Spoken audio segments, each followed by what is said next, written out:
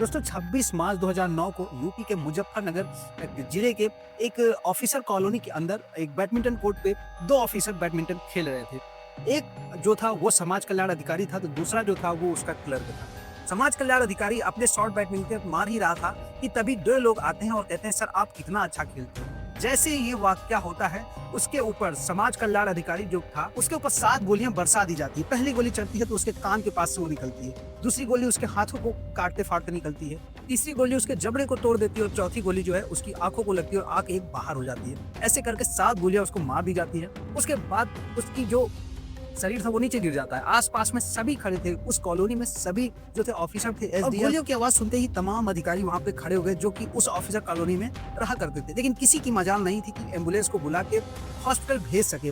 तभी उस ऑफिसर का जो समाज कल्याण अधिकारी थे उनका एक भाई आता है और कहता है कि कृपया मेरे भाई को बचाइए। जैसे तैसे करके एक एम्बुलेंस की व्यवस्था की जाती है और उसको हॉस्पिटल में ले जाया जाता है। लेकिन उसकी हालत देखकर डॉक्टर उसका केस लेने को तैयार नहीं थे, क्योंकि उसकी जिस तरीके की कंडीशन थी उससे बचा पाना बहुत ही मुश्किल था।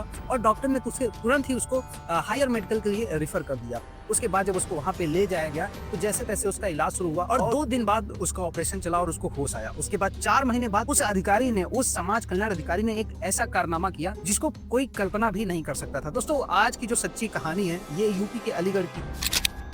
नमस्कार दोस्तों, मैं कुमार हिमांशु स्वागत करता हूँ एक नए वीडियो में। दोस्तों, आज की जो सच्ची घटना है वो सच्ची घटना हमारे यूपी के एक जिला है जिसका नाम अलीगढ़ है। वहाँ पे एक व्यक्ति रहते थे जिनका नाम था शिवदान सिंह। वो बहुत ही गरीब व्यक्ति थे, दिहाड़ी मजदूर थे, और उनका एक बेटा था जिसका नाम था रिंकू सिंह राही।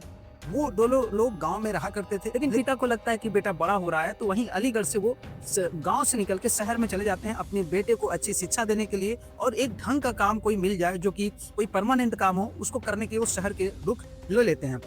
वो वहां जाके रहने लगते हैं। रिंकू सिंह का एडमिशन वहीं पास के एक विद्यालय में करा दिया जाता है। रिंकू सिंह शुरू से ही पढ़ने लिखने में बहुत होनहार थे, हर क्लास में अव्वल आया करते थे। ऐसे ऐसे करके उन्होंने हाई स्कूल और इंटरमीडिएट की परीक्षा पास की और वो जिले में सबसे अच्छा नंबर लाए, और जिस कारण उनको छात्रवृत्ति भी मिली। और उनको ये कहा गया सरकार की तरफ से कि अगर आप आगे की पढ़ाई, हायर एजुकेशन करना चाहते हैं तो आपकी जो भी खर्च आएगी वो सरकार उठाएगी। और इसी पढ़ाई और इसी लगन के बदौलत उनका जो एडमिशन था वो एनआईटी जमशेदपुर में बीटेक में हो गया। उन्होंने वहां पे रह के 4 साल की बीटेक की डिग्री हासिल की, और वहां भी उनका जो परफॉर्मेंस था, उनकी पढ़ाई लिखाई बहुत अच्छी थी, तो उन्होंने वहां भी अपने आप को उस काबिल साबित किया। अब वो छुट्टी के दौरान अपने घर आए हुए थे। उसी समय उनके पिताजी जो थे वो काफी बूढ़े हो चले थे। लोगों ने कहा कि आप क्यों नहीं जाके पेंशन के लिए अप्लाई करते हैं, आपकी एज हो गई है, आप पेंशन के हकदार हैं। तो जो रिंकू सिंह राही के पिताजी हैं शिवदान सिंह, उन्होंने कहा मैं कई बार वहां पे गया, लेकिन जो समाज कल्याण अधिकारी हैं वो हमारी बात नहीं सुन रहे हैं। ये तमाम चीजें रिंकू सिंह सुन रहे थे। अब उनके दिमाग में एक विचार आया कि क्यों ना मैं पढ़ लिख के एक सरकारी आदमी बनूं, एक बड़ा आदमी बनूं, और जैसे मेरे पिता परेशान हैं और लोग भी परेशान होंगे, मैं उनकी समस्या को दूर कर सकूं। रिंकू सिंह राही जो कि शुरू से होनहार थे, उन्होंने पढ़ाई लिखाई अच्छे से स्टार्ट की और दिन रात अथक मेहनत करने के बाद उन्होंने सन 2004 में यूपी पीसीएस का एग्जाम क्वालिफाई किया। और उसके बाद ट्रेनिंग कंप्लीट करने के बाद उन्होंने 2008 में मुजफ्फरपुर जिले में समाज कल्याण अधिकारी के रूप में कार्य करना स्टार्ट किया। अब जब वो अपना कार्य कर रहे थे तभी कुछ स्टूडेंट उनके पास आते हैं और कहते हैं कि सर हमारी जो छात्रवृत्ति है वो अभी मिली नहीं है। कॉलेज में हम जब पता करते हैं तो वो कहते हैं कि ऑफिस, समाज कल्याण ऑफिस में आपकी छात्रवृत्ति रोक दी गई है, और जब यहाँ आते हैं तो ये कहते हैं कि कॉलेज में रोक दी गई है। अब जो रिंकू सिंह राही थे उनके दिमाग में एक बात घर कर जाती है कि जब मैं पढ़ाई कर रहा था, अगर मुझे छात्रवृत्ति ना मिली होती तो शायद आज मैं इस पोजीशन पे, इस पोस्ट पे ना पहुंच पाता। उन्होंने इस भाव को रखते हुए उनको आश्वासन दिया कि मैं अपने स्तर से चीजें देखता हूं, आप लोग परेशान नहीं होइए। उसके बाद रिंकू सिंह राही ने ऑफिस में पड़ी तमाम फाइलों को देखना स्टार्ट किया, और उन्होंने जब एक चीज देखा कि पिछले 10 साल से बच्चों के छात्रवृत्ति को लेके, जो भी पेंशन को लेके, और जो विवाह शादी का राशि आती है गरीबों के लिए, वो तमाम चीजों को लेके करीब 10 साल में 100 करोड़ का घोटाला उनके ऑफिस से और उनके डिपार्टमेंट ने किया है। अब ये तमाम चीजों को सर्च करने लगे, वो देखने लगे, और जब ये चीज कर रहे थे तो उनके जो स्टाफ मेंबर थे जो कि इस भ्रष्टाचार में शामिल थे, उनको ये बात पता चल गई कि ये व्यक्ति अब हमारे भ्रष्टाचार को कहीं ना कहीं से उजागर कर सकता है। तो अब जो भी वहाँ के क्लर्क थे, जो भी बड़े अधिकारी थे, जो भी आला अधिकारी थे, जो भी नेता थे जो इस भ्रष्टाचार में शामिल हुए थे, अब रिंकू सिंह राही के ऊपर प्रेशर बनाने लगे, दबाव बनाने लगे। यहाँ तक कि लखनऊ से एक बार उनके पास फोन जाता है और कहा जाता है कि रिंकू सिंह राही आप अपना काम करिए, आपको मरना है क्या। और उसी दौरान एक व्यक्ति आता है और रिंकू सिंह राही से मिलता है कि हमें रिंकू सिंह राही से मिलना है। उसके बाद जब उनके ऑफिस में जाकर मिलता है तो कहता है सर आपको मारने की 50,000 की मुझे सुपारी मिली हुई है। ये तमाम चीजें होती रही, लेकिन रिंकू सिंह जो राही है वो अपने काम को करते रहे, क्योंकि उनको दिख रहा था उन बच्चों का भविष्य, उनको दिख रहा था कि अगर वो छात्रवृत्ति नहीं मिलेगी, अगर यहाँ घोटाला होगा तो कितने परिवार के जो बुजुर्ग सदस्य हैं उनको पेंशन नहीं मिल पाएगी, कितने ऐसे बच्चे होंगे जिनको छात्रवृत्ति नहीं मिलेगी, वो अपनी करियर में आगे नहीं बढ़ पाएंगे। ये तमाम चीजें करते रहे वो तमाम फाइलों की खोज पड़ताल करते रहे। अब दोस्तों जो भी आला अधिकारी थे, इनको लगा कि अगर ये व्यक्ति इस पोस्ट पे और इस जगह रहा तो हमारा ये राज खुल जाएगा, तो उन्होंने उनके ट्रांसफर की बात सोची। लेकिन दोस्तों 2009 में लोकसभा के इलेक्शन घोषित कर दिए गए। जैसा कि पता है कि लोकसभा इलेक्शन जब घोषित कर दिया जाता है तो तमाम अधिकारियों की पावर जो है वो छीन ली जाती है और जो इलेक्शन कमीशन होता है उसके पास तमाम पावर चली जाती है। अब इलेक्शन कमीशन के पास पावर चली गई कि रिंकू सिंह का जो ट्रांसफर था वही कर सकते थे। अब जो भी अधिकारी थे, इनसे बड़े अधिकारी, आला अधिकारी जो इस भ्रष्टाचार में शामिल थे, उनको इनका ट्रांसफर करने का मौका नहीं मिल पा रहा था। तो उन्होंने एक प्लान बनाया कि क्यों ना इसे ही रास्ते से हटा दिया जाए। दोस्तों 26 मार्च 2009 को ये अपने घर में ही बगल में एक जो था बैडमिंटन कोर्ट था, वहां पे सुबह सुबह ये जाके बैडमिंटन खेल रहे थे अपने सहयोगी एक तनिष्क के साथ। अब जब बैडमिंटन खेल रहे थे तभी दो व्यक्ति आते हैं और कहते हैं कि सर आप कितना अच्छा बैडमिंटन खेलते हो। जैसे वो व्यक्ति किसी को इशारा कर रहे थे इनकी तरफ दिखाकर करते हुए, और जैसे ही ये वाक्य उन्होंने बोला, ये वाक्य बोला, उनके ऊपर 7 गोलियां बरसा दी गई।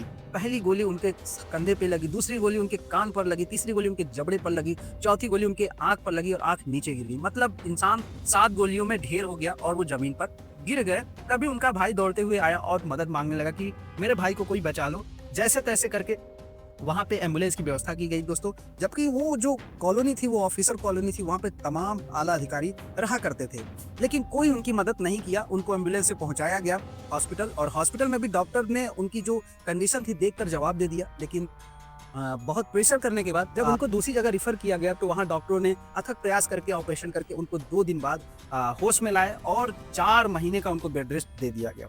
4 महीने के बाद जब वो फिर से अपनी ऑफिस ज्वाइन करते हैं तो इस समय अब बेसहारा हो गए थे। मतलब अब उनका एक हाथ काम नहीं कर रहा था, उनके कान के पर्दे फट चुके थे, उनका जबड़ा टूट चुका था, उनकी एक आंख नहीं थी। तब भी वो इंसान बैठ के अपना काम करना स्टार्ट किया और फिर उन्होंने जो पुरानी फाइलें थी, जो भ्रष्टाचार में संलिप्त व्यक्ति थे, उनके खिलाफ सबूत जुटाना स्टार्ट किया। अब लोगों को लगा कि ये व्यक्ति हाथ धो के मेरे पीछे पड़ गया है, अब इसका कुछ ना कुछ करना पड़ेगा। तो इनका ट्रांसफर जो है भदोही में कर दिया गया। वहां पे ये 4 महीने रहे और जैसे वहां पहुंचे भदोही में भी इन्होंने इस चीजों पे काम करना स्टार्ट किया। फिर उनका 4 महीने के बाद वहां से फिर इनका ट्रांसफर करके श्रावस्ती भेज दिया गया। वहां पे ये 3 दिन तक थे और वहां से फिर इनका ट्रांसफर करके ललितपुर भेज दिया गया, जहां पे वो 1 साल रहे। लेकिन ये जगह जब ये जहां भी जा रहे थे ये अपना काम कहीं पे बंद नहीं कर रहे थे।